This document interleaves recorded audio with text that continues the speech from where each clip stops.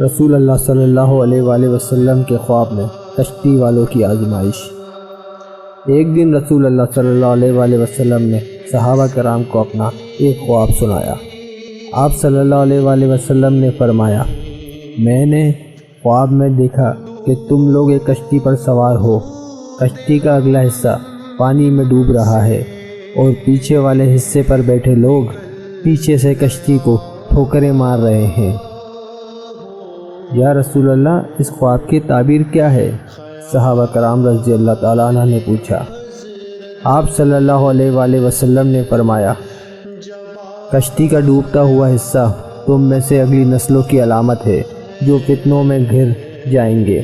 پچھلے والے لوگ وہ ہوں گے جو اپنے علم اور عمل سے ان فتنوں سے بچ جائیں گے۔